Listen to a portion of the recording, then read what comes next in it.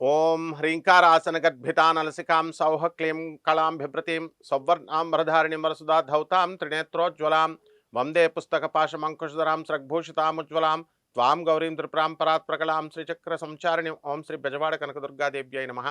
మనకి ఈ పంచగ్రహ కూటమి ఏర్పడుతోంది మనకి 2026 సంవత్సరంలో ఫిబ్రవరి మార్చ్ ఎండింగ్ వరకు కూడా. రాహు మనకి ఫిబ్రవరి 14 తర్వాత మనకి రాహు కుంభరాశిలో ఉన్నటువంటి ఆ రాహు ప్రక్కకి కుజుడు, రవి, బుధ, శుక్ర గ్రహాలు 4 గ్రహాలు కూడా ఏర్పడి కలిసి ఒకే రాశిలో కుంభరాశిలోకి వస్తాయి. దీన్ని పంచగ్రహ కూటమి అంటాం. ప్రస్తుతం మనకి చతుర్గ్రహ కూటమిలో ఉన్నాం మనం. అంటే ఈ యొక్క రాహు కాకుండా రవి, కుజ, బుధ, శుక్ర గ్రహాలు మకర రాశిలో ఉన్నాయి. ఈ పంచగ్రహ కూటమి, ఈ చతుర్గ్రహ కూటమి ఏర్పడడం వలన మనకి ఒక్కొక్క రాశి వారికి ద్వాదశ రాశుల వారందరికీ కూడా ఒక్కొక్క రాశి వారికి విడివిడిగా ఏం జరగబోతోంది అన్నది ప్రొఫెసర్ డాక్టర్ ముల్లపూడి సత్యనారాయణమూర్తిని నేను మీకు తెలియజేస్తున్నాను.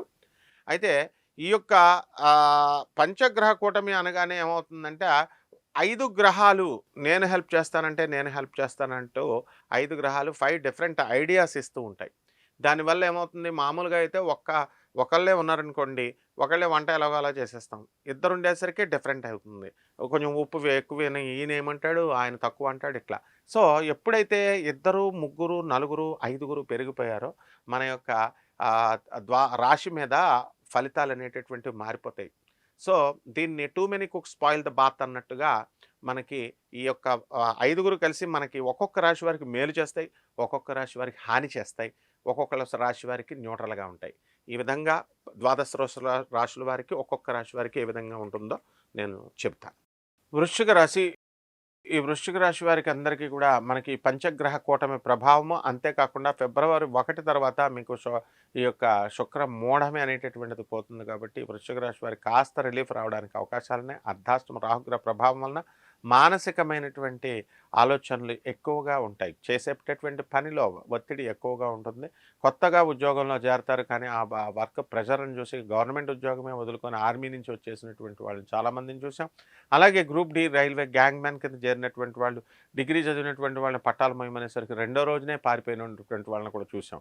అటువంటి పరిస్థితి ఈ వృశ్చిక రాశి వారికి ఉంటుంది. ప్రభుత్వ ఉద్యోగం అయినా సరే మీరు ఈ యొక్క రాశి వారు భయపడి వదిలేయడానికి అవకాశాలు ఉంటాయి. ఇకపోతే ఈ యొక్క పంచమంలో ఉన్నటువంటి శనిగ్రహ ప్రభావం వలన పిల్లలు మీకు రాక్షసుల్లాగా తయారవడం, మనశ్శాంతి లేకుండా చేయడము, అదేవిధంగా పిల్లలకి ఎగ్జామినేషన్స్కి మీరు దింపడము, కొత్త కొత్త అడ్మిషన్స్ కోసం టెన్షన్ పడ్డము, ఇలాంటివన్నీ కూడా జరుగుతాయి.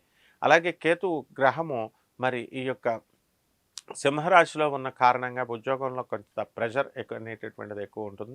రహస్యమైనటువంటి శత్రువులు, రహస్యమైనటువంటి ప్రేమికులు కూడా మీకు తయారవడానికి అవకాశాలు ఉంటాయి. అష్టమలో ఉన్నటువంటి ఈ గురుగ్రహ ప్రభావం వలన అప్పులు అధికంగా రావడము, ఇదివరకు గతంలో అప్పులు అడిగినప్పటికీ కూడా అప్పులు ఎవరు ఇవ్వలేదు, కానీ ఇప్పుడు మీకు అప్పులు కూడా రావడానికి అవకాశాలు ఉన్నాయి. కాబట్టి పరిహారాల దగ్గరికి వచ్చేసరికి రాహుకి గురువుకి చేసుకోవాల్సినటువంటి అవసరం ఉంది. రాహు జపం చేసుకోండి, రాహు స్తోత్రాలు చదవండి, రాహు కిలోంపావు మినుములను ఆవుపేడ రంగున్నటువంటి వస్త్రాన్ని ఇచ్చి పేద బ్రాహ్మణులకు శనివారం నడుపుతే 8 గంటలకు దానం చేసుకోండి.